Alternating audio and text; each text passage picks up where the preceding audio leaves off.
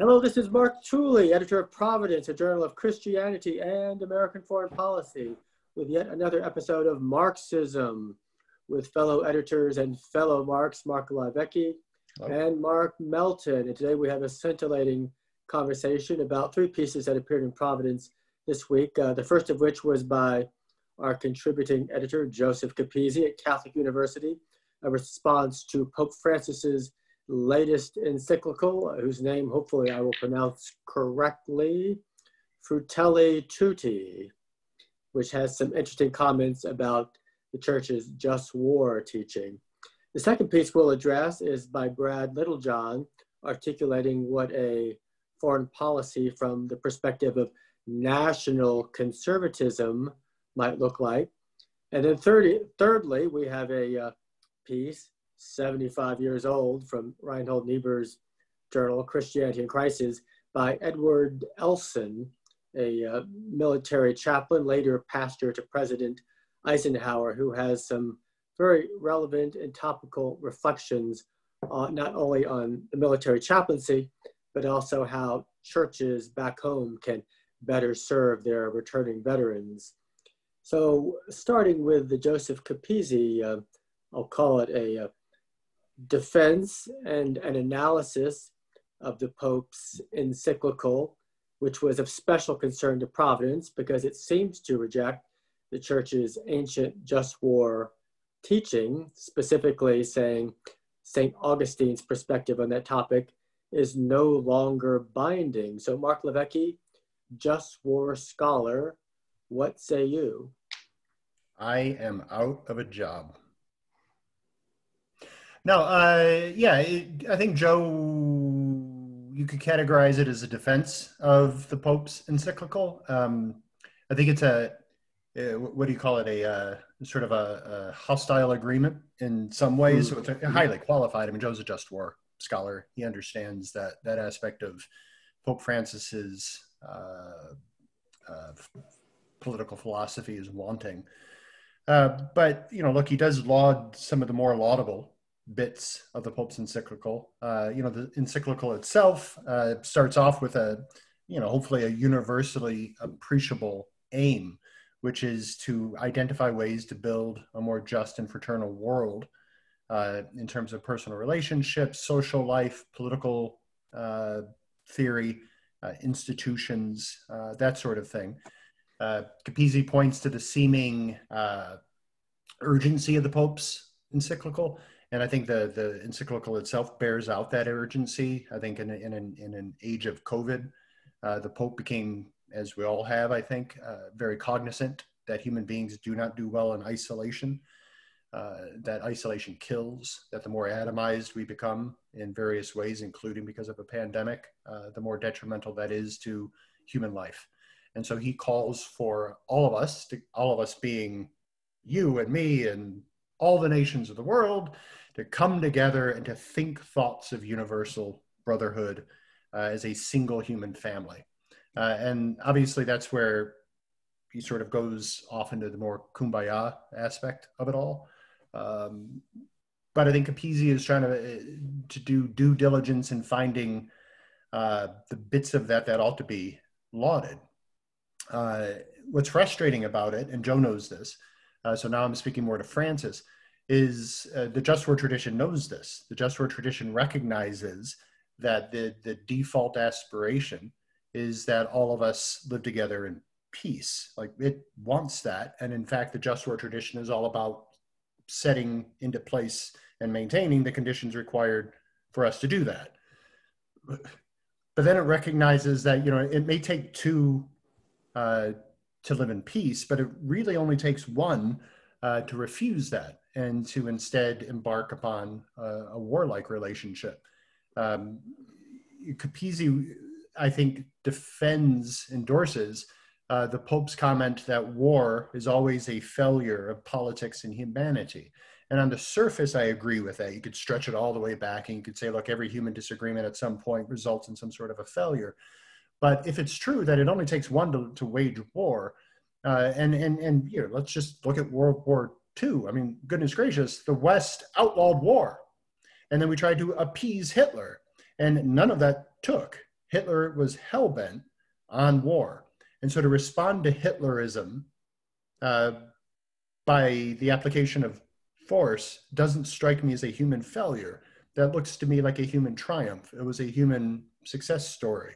It was the Allied cause that we saw anything that resembled fraternity in World War II. So great aspirations in the Pope's letter, but again, just weak on realism. And, you know, I don't know if you want to get into the little bits of Capizzi's article that, you know, that I would quibble with, but I think what I've said, Joe knows. I think he recognizes the Pope's shortcomings when it comes to the just war tradition.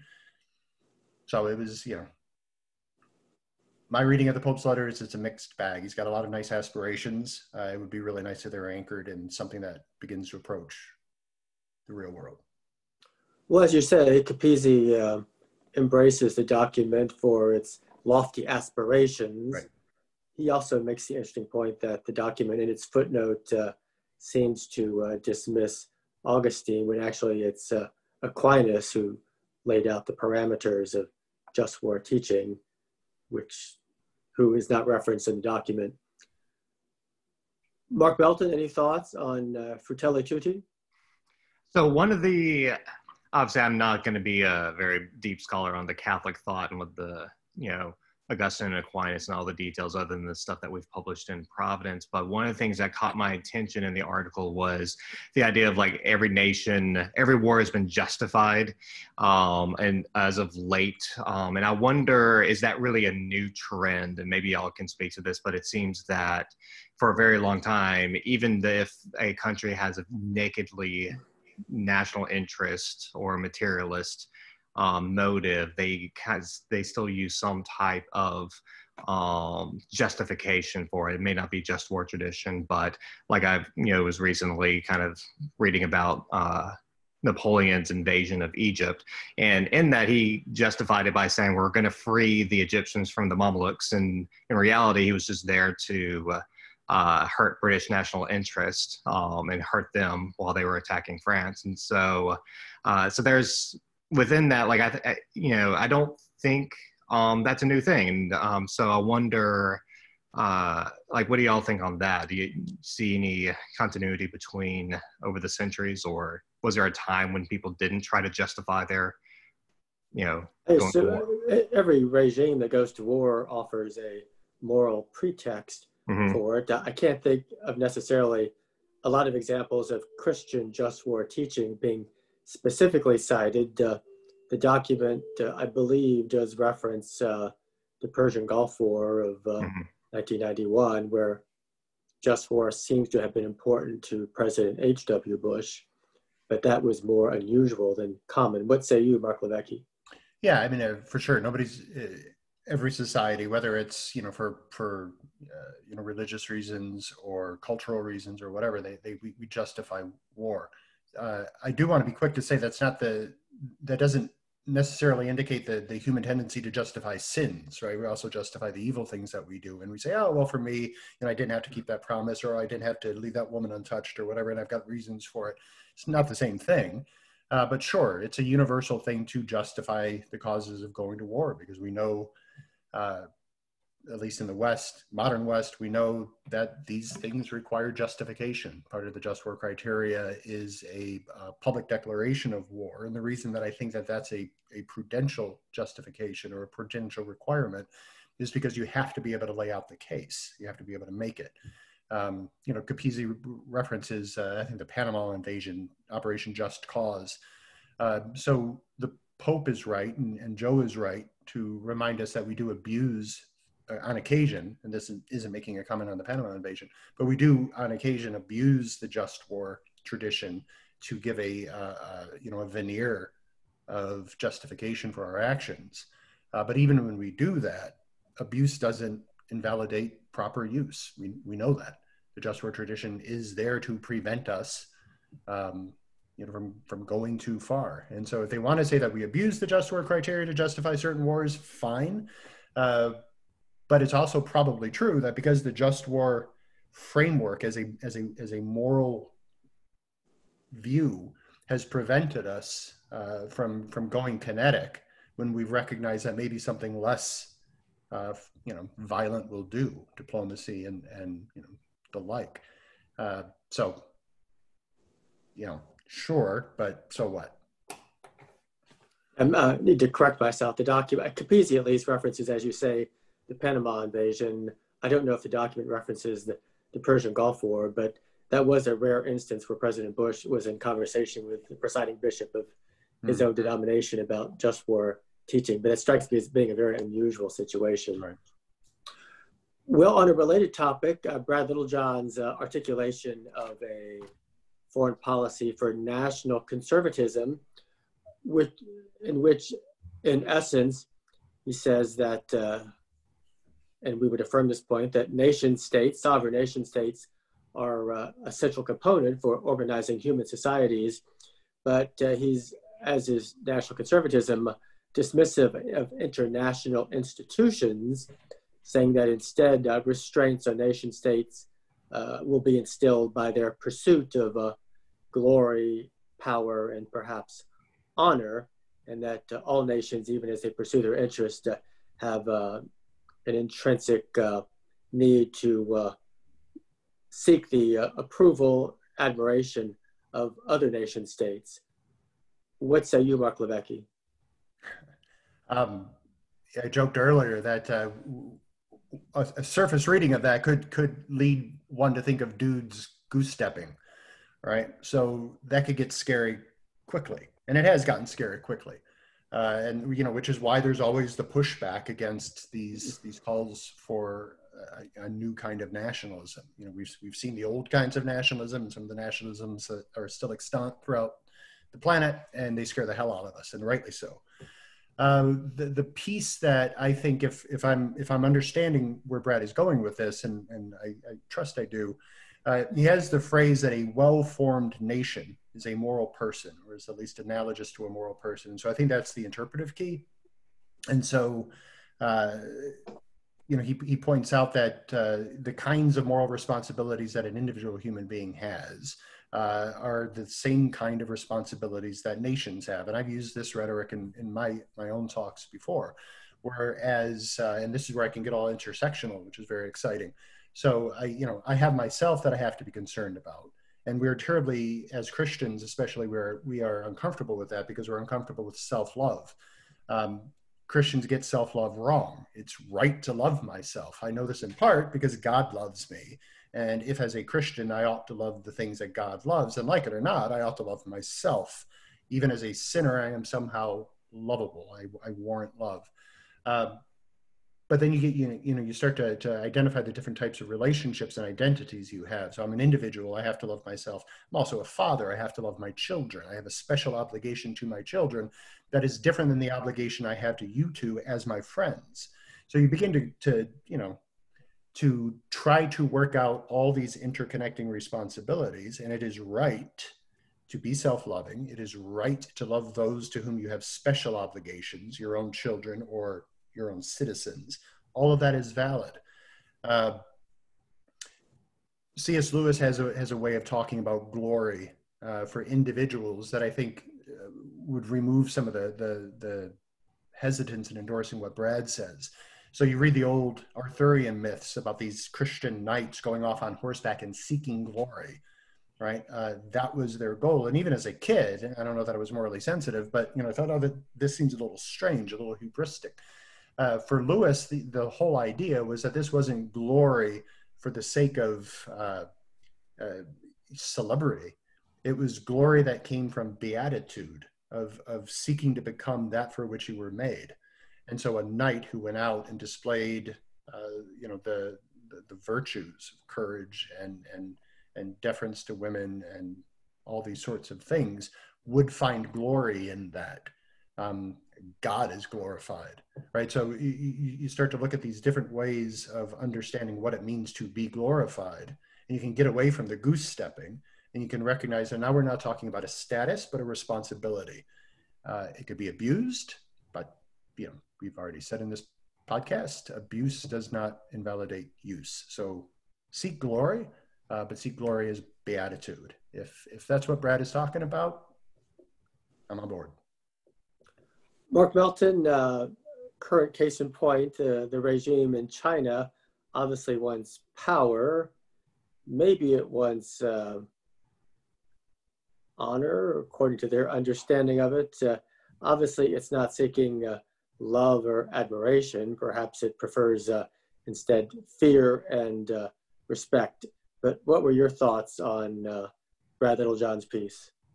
Well, kind of first thing on what you were talking about with China, I think that they are trying to pursue a version of honor and glory, and even, you might even say love, by promoting a certain philosophy that's kind of more counter to an American individualist, democratic vision. And they're trying to spread that. And I wrote an article last year that kind of talks about that a little bit more, and what it is that they're promoting, and how they're trying to do it through Belt and Road and other initiatives. And so it's very counter to what we would agree to in the West, but in other parts of the world, it may, especially on issues like climate change, may gain some followers. But that being said, stepping aside from what China is doing, but talking about like Brad Littlejohn's piece, one of the things I think is good is that it kind of puts some meat on the bones of what is national conservatism. For words to have meaning, for words to be useful, they need to have some meaning. And for me, a big problem with national conservatism is it means lots of different things to lots of different people. And once it, puts some once you go from like a vague idea to a very specific idea, you usually end up losing followers, and you have to kind of regain momentum and reconvince people to rejoin the movement. But one of the things I heard, maybe y'all heard different things from people who attended the conference, but that there's a huge variety of what they were talking about. And so you have people like John Bolton, I don't know, would everyone who went to this conference agree to his definition? And it seems that everyone's moving toward a definition of national conservatism. Even in this article, it's titled Toward a National Conservative Foreign Policy, I think is the title. But so that all being said, I think it's good that he put some meat on the bones to actually, then you can kind of dissect, what is this? Can I agree with this? Can I disagree with it? Can I critique it in different ways? To me, it sounds much more idealist than when I heard anything about national conservatism. I thought of more of a restraint. I know some people for the past decade or so have talked about restraint and realism. This almost is like restraint and idealism, maybe. I don't know, maybe that's right. A couple of words to put to it, but and almost maybe Christian realist in different aspects of it. And so